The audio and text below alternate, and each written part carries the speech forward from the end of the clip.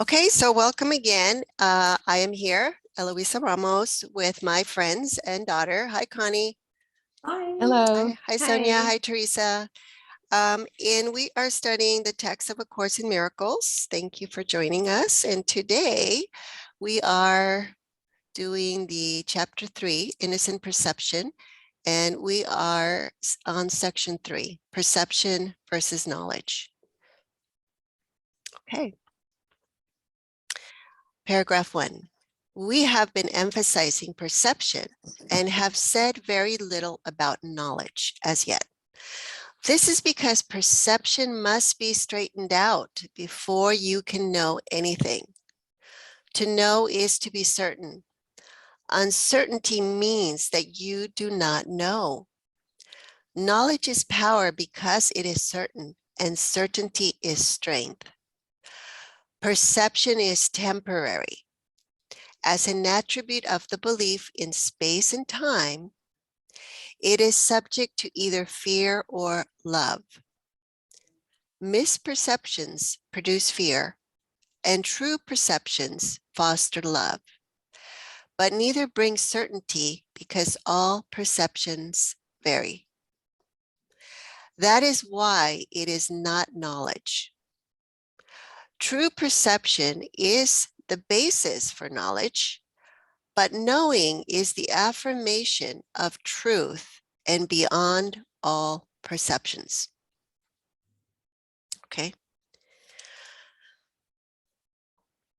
Okay, so this is a real important paragraph because it clarifies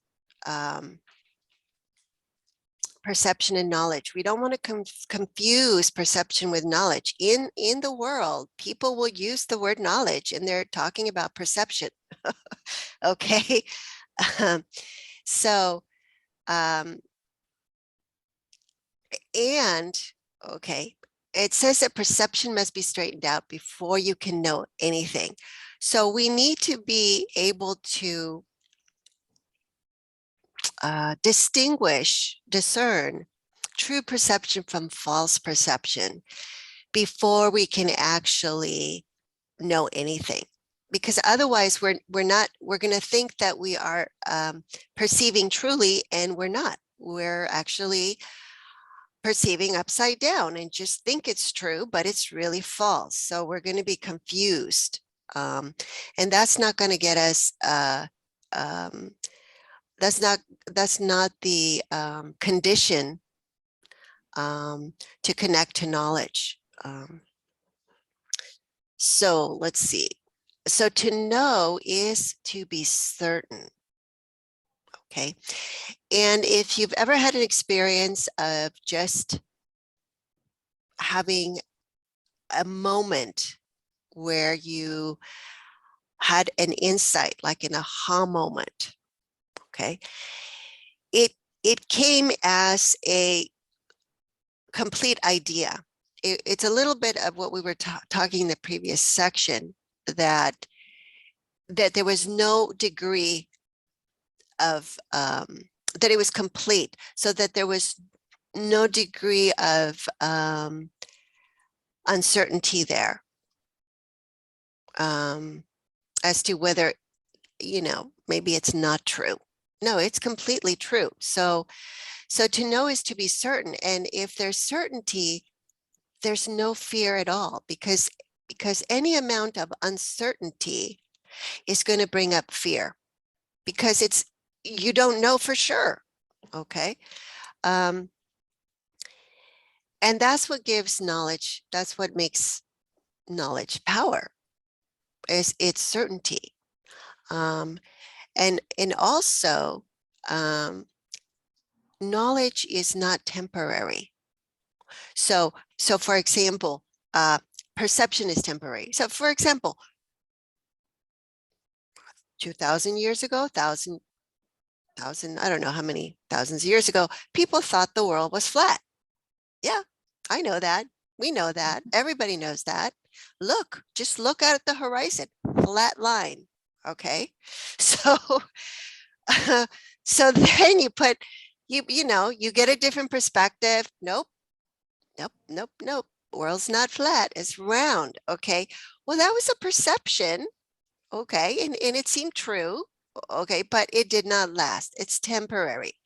So any form of quote unquote knowledge, okay, that doesn't last is not knowledge, it's perception, it's information. And for the most part, everything that we learn in the world is constantly getting revised and updated with new discoveries, right?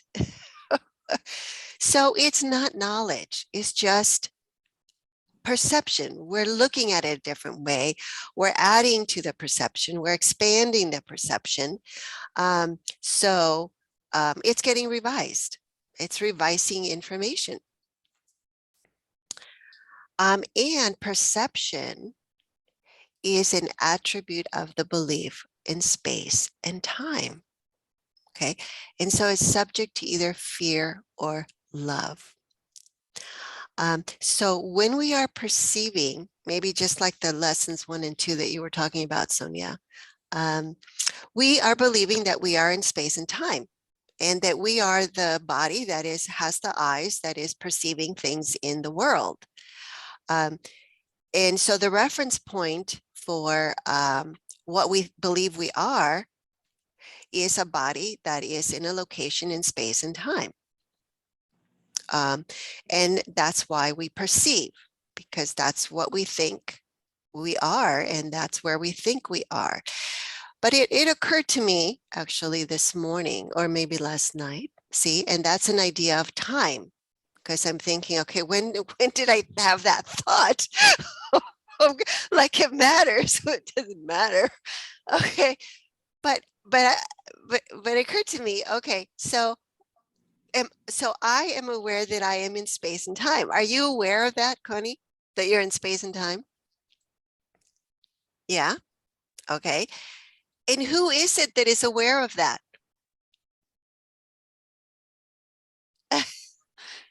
Okay, it's not, there has to be, right? There has to be another awareness beyond time. The false self. Yes. So the false self feels itself, senses itself, thinks it is in space and time. Okay. But to even have the concept of space and time means that there's an awareness, okay, that is separate from space and time.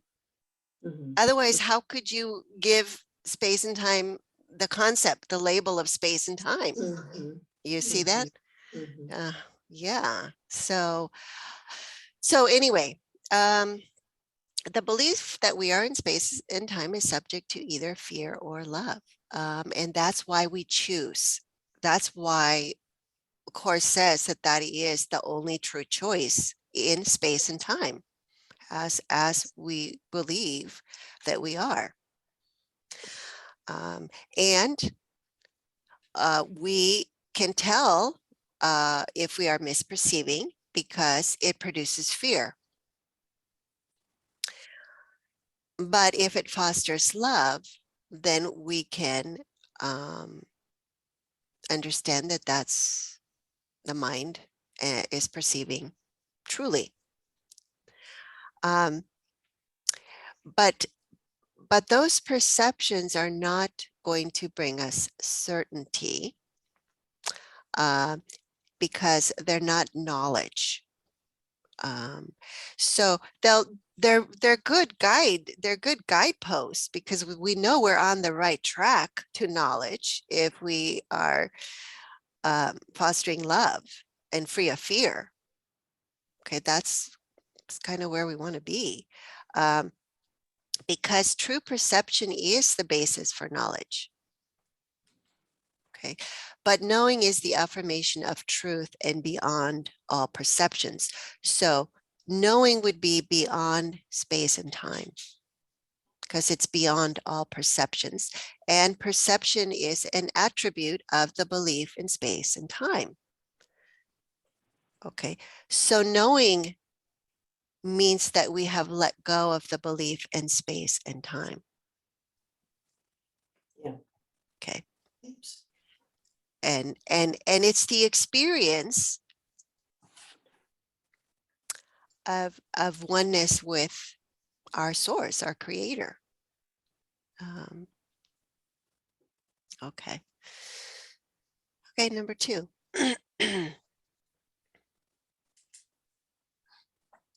All your difficulties stem from the fact that you do not recognize yourself, your brother, or God. To recognize means to know again, implying that you knew before. You can see in many ways because perception involves interpretation, and this means that it is not whole or consistent. The miracle, being a way of perceiving, is not knowledge. It is the right answer to a question, but you do not question when you know. Questioning illusions is the first step in undoing them. The miracle, or the right answer, corrects them. Since perceptions change, their dependence on time is obvious. How you perceive at any given time determines what you do, and actions must occur in time.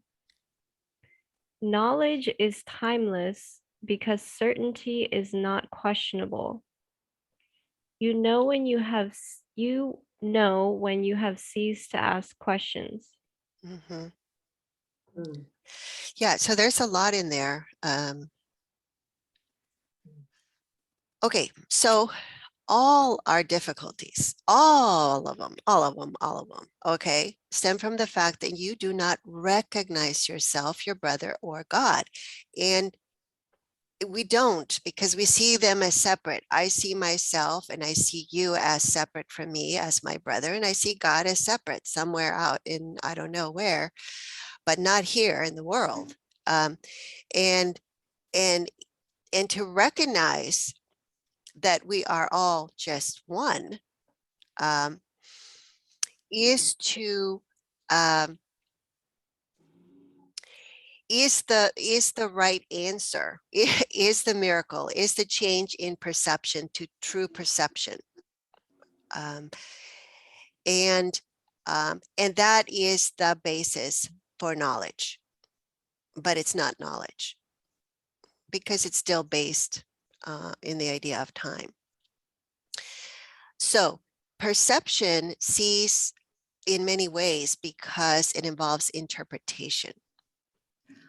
And the interpreter oftentimes is the same as the judge. Because when we judge, we are giving an interpretation. We are giving meaning, okay? And it's going to be a misperception. Let's see. Because it's not going to be whole and it's not going to be consistent. So the miracle as true perception is a way of perceiving.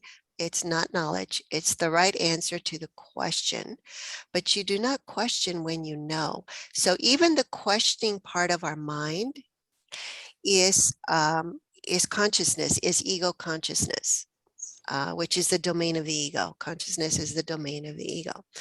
So questioning illusions, questioning our own consciousness, what was I thinking? Oh my God, when I said that, when I did that, okay, questioning illusions is the first step in undoing them, okay. The miracle or the right answer corrects them. So then we're like, okay, all right, well, yes, that was definitely a mistake. That was an error. I was, distrusting. I was not forgiving. I was choosing attack, all of that. And I did all that because number 9, how you perceive at any time determines what you do, and actions must occur in time. So this is also really, really important. A lot of times our own behavior is like, oh my God, I can't even understand and I say myself, see, because I think that I am my doing. So it's like, my God, I must be crazy. I do this and then I go do the opposite. And, there's all this conflict. And yeah, we're not going to understand ourselves if we're trying to understand what we do. Well, we have to go back is to the mind. How did I perceive this situation? Okay. What was I thinking? Okay, because I clearly was not in my right mind.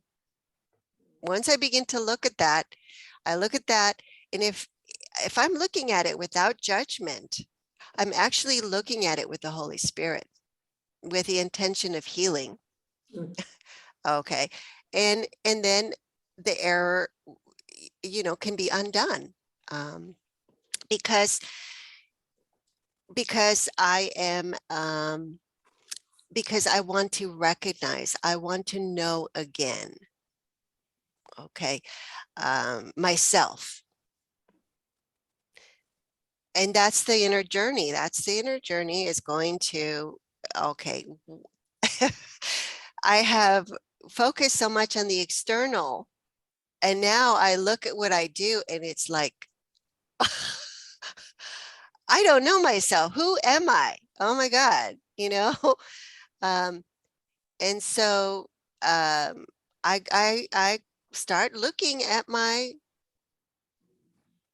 belief system, at my values, at I start questioning all that. Is that really true? Do I really want to believe that I am a sinner?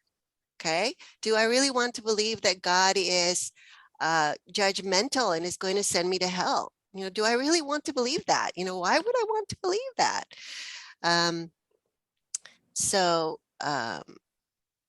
so knowledge is timeless because certainty is not questionable. So once I've cleared up all these questions, that little bridge between perception and knowledge is, I'm carried over that bridge. And the Course says that God takes the last step. And at that point, God takes the last step because there's no separation between what I am, the mind that knows what it is, as the Son of God, and God himself, because they're one. And then there's no more questions to ask. Yeah, because there's no uncertainty. Okay. Number 3. Oh, I guess it's your turn, Connie. Yeah, okay. Number 3, the questioning mind perceives itself in time and therefore looks for future answers. The closed mind believes the future and the present will be the same. This establishes a seemingly stable state that is usually an attempt to counteract an underlying fear that the future will be worse than the present. This fear inhibits the tendency to question at all. Yeah. So remember how in the previous paragraph it said in line 6, questioning illusions is the first step in undoing them. Mm-hmm. So here is telling us that the closed mind will have a really difficult time doing that. We'll have a difficult time questioning, because there's an underlying fear that the future will be worse than the present. So it's a little bit like, things are not that great right now, but hey, I'm not going to go in there trying to correct anything. I'm not going to go in there and question anything, because heck, what if I screw it even further, So there's always fear. There's fear in questioning. You can almost say it's fear of rocking the boat, of rocking the established quo in our own thinking, in our own belief system. That's confusing to me, that the future. Which one? The questioning mind perceives itself in time and therefore looks for future answers. I know you just explained it, but perhaps my mind was not focused. Okay, well, another way to say it would be that that when we have a problem, that's when we question things. Okay, if we went through life never having a single problem, we would never question anything. So when we start looking and questioning things, it's because we're looking to make things better. So if we have a problem and it's intolerable, that's when we start looking for answers to change, we start looking for change. And so we think that if I have a problem in time now, I'm thinking, okay, well, there's something that I must do in the future to fix this. So we tend to look to the future to solve our problems that we have now, right? Because we're assuming that the problem was made by something that I did wrong. And now I have to change what I did. Or maybe I have to change the doctor that I went to, or maybe, so I have to do something in the future differently. Maybe I have to move. Maybe I have to go to a different city, so it's always about thinking that the answer is in the future. And thinking that they're the same, the future and the present will Okay, be the same. it's making a distinction between the questioning mind and the closed mind. So the questioning mind is not closed. It's open to questioning. However, because it perceives itself in time, it tends to look, it doesn't go inside to my own thinking. It tends to look outside for future answers on what am I going to do differently. Okay. Okay. Yeah. And then it goes on to talk about the closed mind. Okay. And because it believes that the future and the present will be the same, because that's how it seems to have control of all the uncertainty that it's afraid of in the future. Okay, got it. Yeah. Thank you. Great Okay. explanation. Okay. Okay. Number 4. True Teresa? vision is the natural perception of spiritual sight, but it is still a correction rather than a fact. Spiritual sight is symbolic and therefore not a device for knowing. It is, however, a means of right perception, which brings it into the proper domain of the miracle. A vision of God would be a miracle rather than a revelation. The fact that perception is involved at all removes the experience from the realm of knowledge. That is why visions, however holy, do not last. Okay, so it's making another distinction here, right, Connie? Yes. Okay, yes. what was it there that you were nodding about? Well, just that last line, why visions, however holy, do not last. That's like, whoa, aha, okay. Exactly. So they're not in the realm of knowledge. They're still part of spiritual sight, which is still symbolic, which is still part of perception, but it's true perception. Yeah.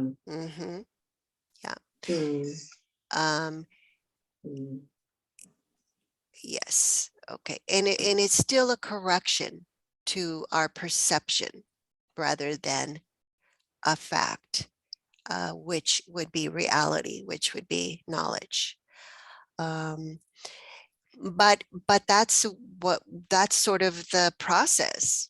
It's the means of right perception, which is the proper domain of the miracle, which has to be, remember, the perception has to be straightened out first before we can let's see, be in that, because it says that the true perception is so close to knowledge that the transfer is almost seamless there. And so it's distinguishing between a miracle versus a revelation. A vision of God would be a miracle, which is a change in perception, rather than a revelation, which is the knowledge and experience of being one with God. Mm. Okay. Okay, number 5. The Bible tells you to know yourself or to be certain. Certainty is always of God. When you love someone, you have perceived him as he is, and this makes it possible for you to know him. So until you first perceive him as he is, you cannot know him. While you ask questions about him, you are clearly implying that you do not know God. Certainty does not require action. When you say you are acting on the basis of knowledge, you are really confusing knowledge with perception.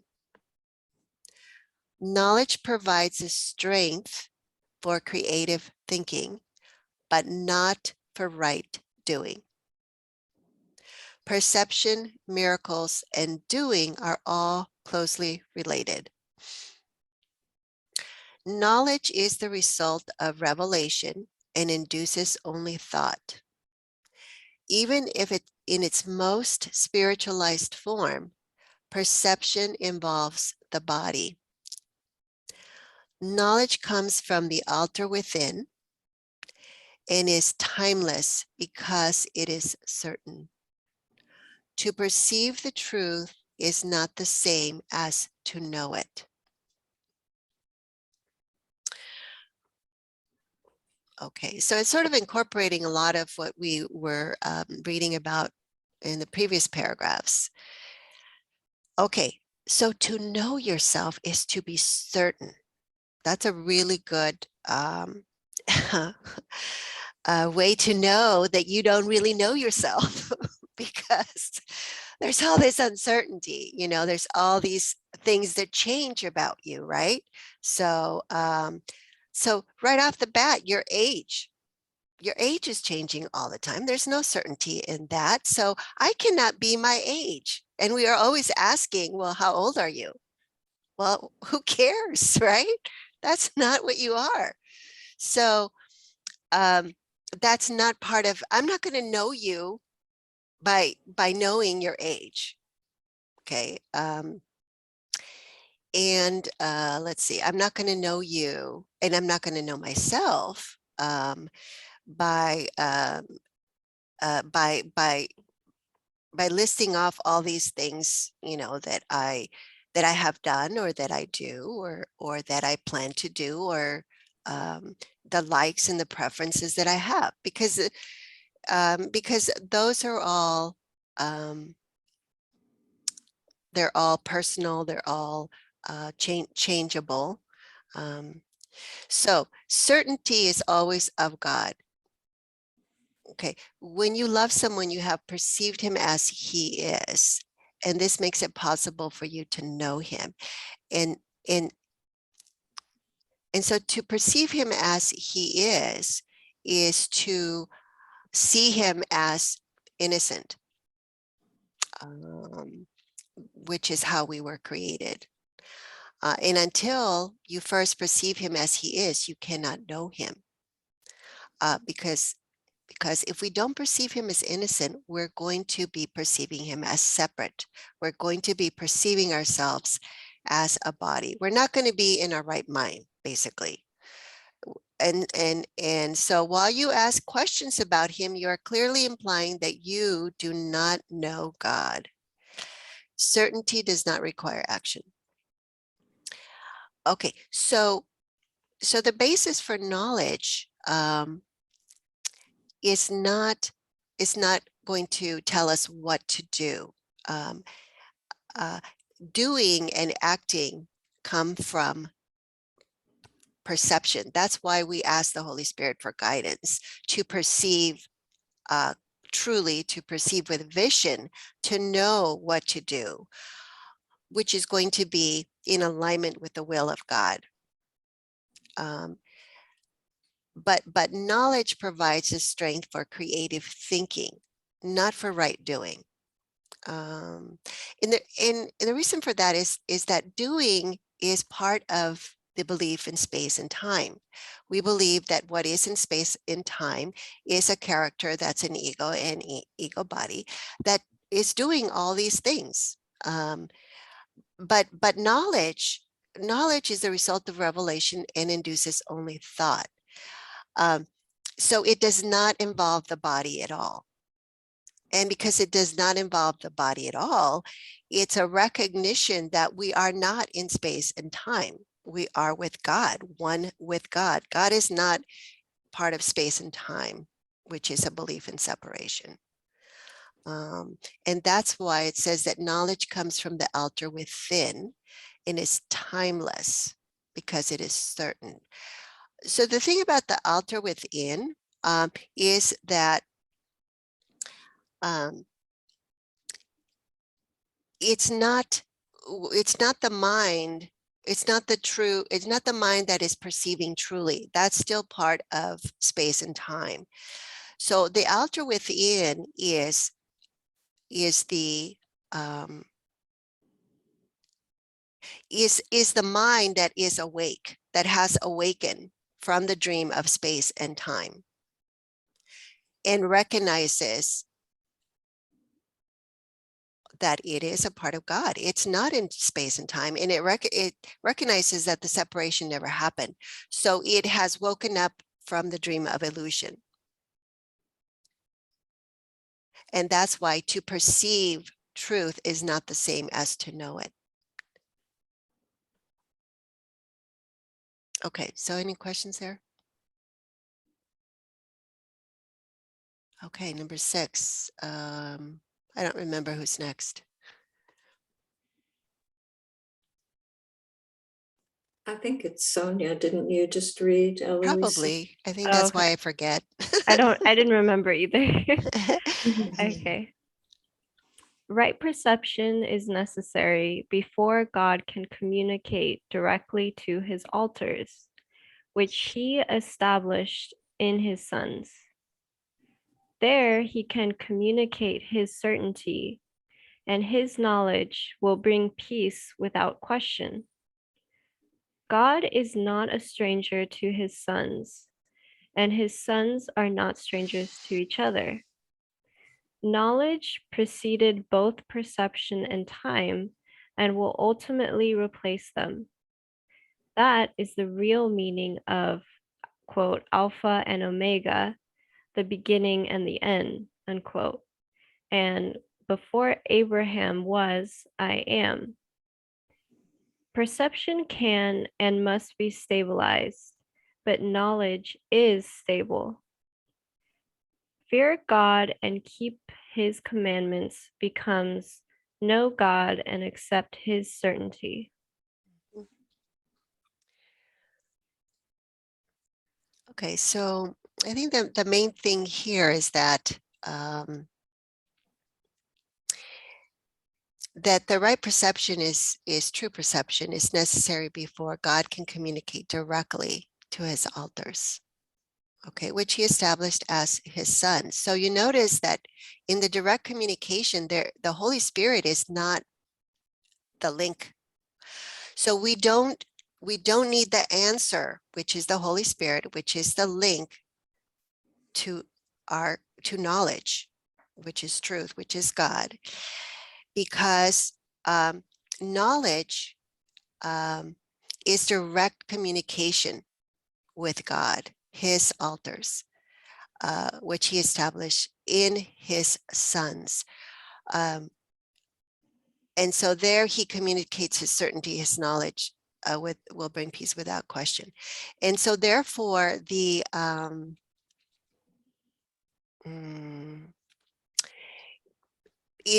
is an escape from time.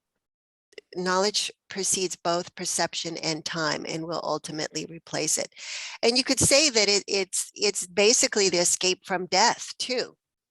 So what it's saying to me is that it's the end of karma. It's having learned all our lessons, and we don't have to come back again, because there's nothing to learn. All the questions are answered. And so that would be everything. That would be the real meaning of Alpha and Omega, the beginning and the end, because those two are not different anymore. See, there would be no duality. It would just be non-duality. The beginning and the end would just be everything, would be the same thing. Alpha, Omega. There would be no separation between first and last, beginning and end. Before Abraham was I am. So that distinction would no longer be there. Yeah, so it's perfect certainty. Okay. Okay, Connie.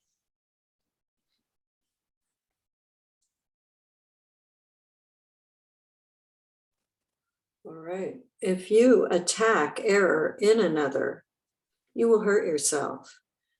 You cannot know your brother when you attack him. Attack is always made upon a stranger.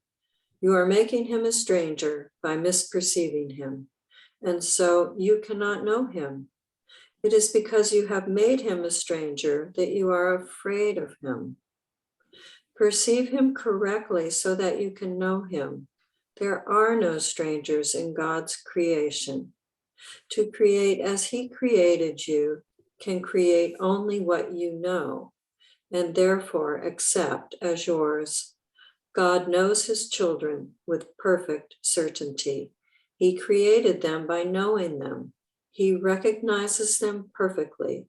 When they do not recognize each other, they do not recognize him. Mm-hmm. Anything, Connie?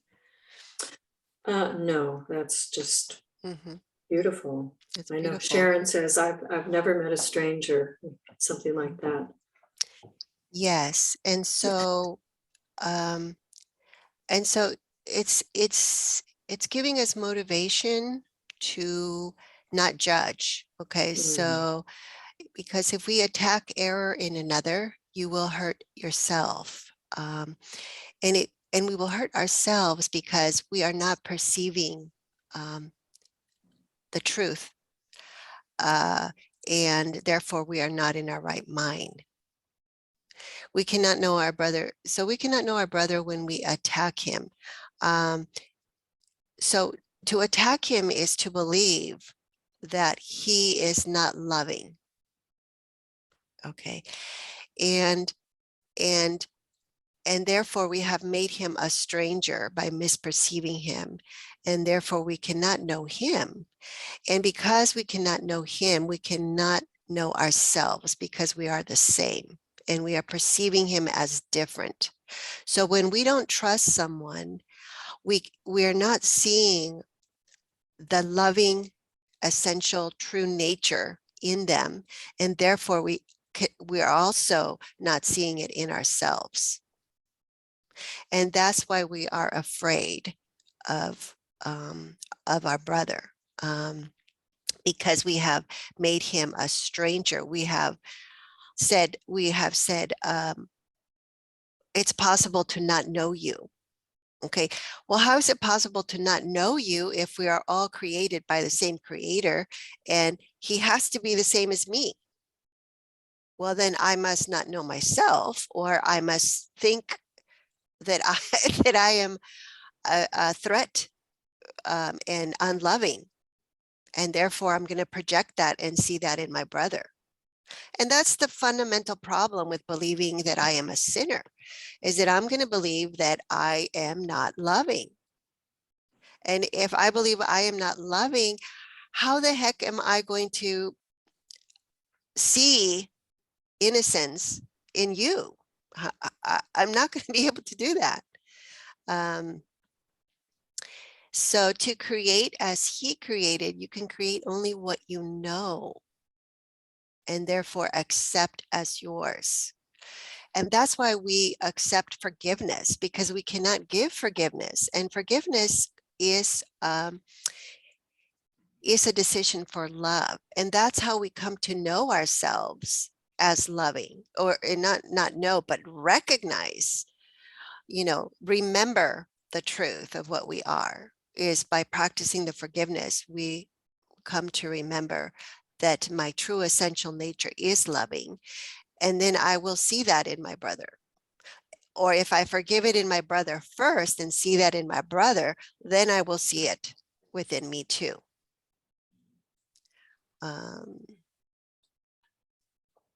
And God created us by knowing us, and he created us by knowing what he is, because he's all knowledge, and it's unconditional love. And so we can't be different.